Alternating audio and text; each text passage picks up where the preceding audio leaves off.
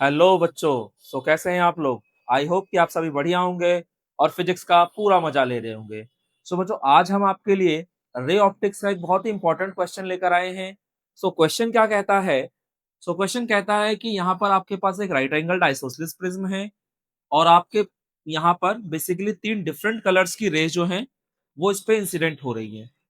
और अगर तीन अलग अलग कलर्स की रेज है तो ऑब्वियसली उनका वेवलेंथ अलग होगा। और आपको पता है कि रिफ्रैक्टिव इंडेक्स वेवलेंथ पे भी डिपेंड करता है। तो सीधी सी बात है, अगर तीनों का वेवलेंथ अलग है तो तीनों के लिए रिफ्रैक्टिव इंडेक्स की वैल्यू भी अलग अलग आएगी। अब तीनों कलर्स ऑफ लाइट के लिए रिफ्रैक्टिव इंडेक्स की अलग अलग वैल्यूज दे रखी हैं। अब इसके बाद इसने बोला क्या है? तो कह रहा है find which of these rays get internally reflected, यानी इसमें से किस रे का टोटल इंटरनल रिफ्लेक्शन होगा और किस रे का रिफ्रैक्शन होगा। ये दोनों ही चीजें आपको बतानी है, ठीक है। और जो पाथ है वो आपको ट्रेस करना है कि वो कैसे कैसे जाएंगी। तो देखो, यहाँ पर तो बहुत सीधा सा कंसेप्ट है कि रे जो सरफेस पे इंसिडेंट हो रही है वो परपेंडिकुलरली इंसिडेंट हो रही है। यानी यहाँ पर जो आपका एंगल ऑफ इंसिडेंस होगा वो 0 डिग्री हो गया। तो अगर एंगल ऑफ इंसिडेंस 0 है तो एंगल ऑफ रिफ्लेक्शन भी 0 है, तो ये जो रे है बिल्कुल सीधी चली जाएगी। सेम ऐसे ये भी रे चली जाएगी और ये भी चली जाएगी। अब अगर मैं यहाँ पर देखना चाहूं कि रे कितने एंगल पे इंसिडेंस हुई है, तो उसके लिए आपको इस सरफेस पे एक परपेंडिकुलर डालना पड़ेगा। तो ये एंगल कितने का है ये आपको सोचना पड़ेगा यहाँ पे। तो आप ये समझिए कि अगर ये एक राइट एंगल्ड आइसोसेलेस प्रिज्म है तो इसकी ये जो दोनों साइडें होंगी ये बराबर होंगी। तो अगर ये दोनों साइडें बराबर हैं तो ऑब्वियसली इन साइडों के सामने का जो एंगल है वो भी बराबर होगा। तो तीनों का सम 180 होता है जिसमें से ये अकेला 90 का है। इसका मतलब इन दोनों का सम 90 होगा। तो 90 को अगर दो बराबर भागों में बांटोगे तो 45 45 आ जाएगा, यानी ये एंगल भी 45 का और ये जो एंगल है ये भी 45 का है। अब अगर आप इसको एक राइट एंगल ट्राइंगल मान लो, ठीक है, और अगर ये 45 का है ये 90 का है तो ये वाला जो हिस्सा ये 45 का हो गया। और आपको पता है कि आपने सरफेस पे परपेंडिकुलर डाला था, तो यानी ये टोटल एंगल 90 है। अब इसमें ये वाला हिस्सा अगर 45 है तो ये वाला हिस्सा भी 45 का ही होगा। तो यहाँ पर जो कहानी इस रे के लिए है वही कहानी सभी रेस के लिए होगी, यानी ये इसका भी एंगल ऑफ इंसिडेंस 45 होगा और इसका भी एंगल ऑफ इंसिडेंस 45 होगा। अब इसका यहाँ पे टोटल इंटरनल रिफ्लेक्शन होगा या रिफ्रैक्शन होगा। उसके लिए आपको कंडीशन याद होनी चाहिए। और वो कंडीशन क्या थी कि अगर आपका angle of incidence critical angle से ज्यादा है तो टोटल इंटरनल रिफ्लेक्शन होगा, अदरवाइज नहीं होगा। तो हमें बस यही देखना है कि यहाँ पर जो मेरा एंगल ऑफ इंसिडेंस है वो क्रिटिकल एंगल से ज्यादा है या नहीं है।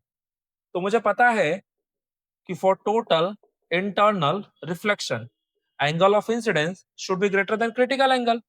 तो अगर आई जो है वो सी से बड़ा होगा तो आपका जो साइन आई होगा वो साइन सी से बड़ा हो जाएगा।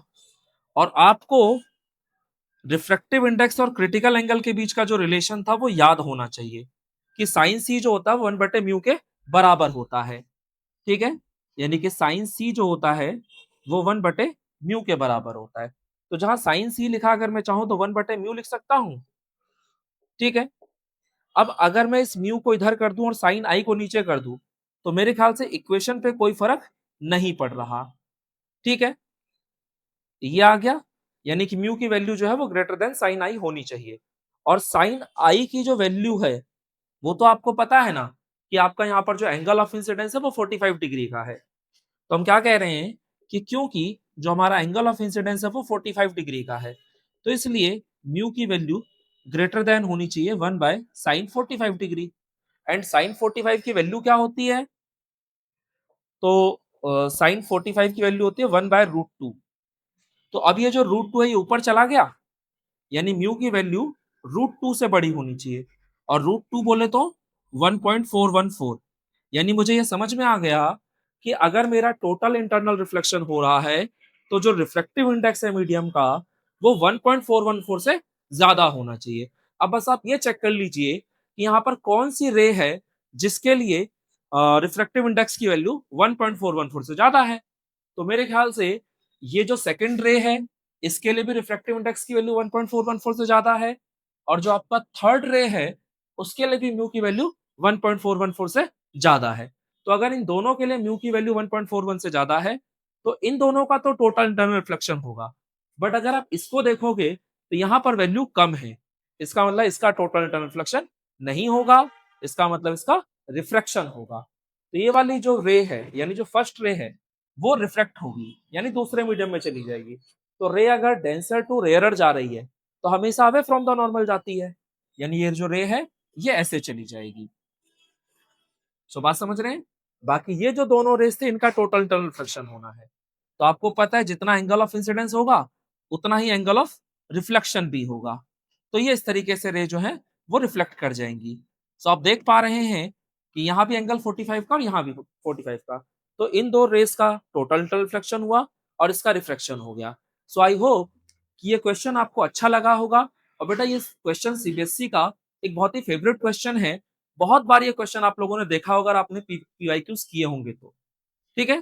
सो अगर क्वेश्चन अच्छा लगे, समझाने का तरीका अच्छा लगे, तो अपने दोस्तों के साथ इस वीडियो को जरूर शेयर कीजिए। ओके बच्चों, मिलते हैं नेक्स्ट वीडियो में।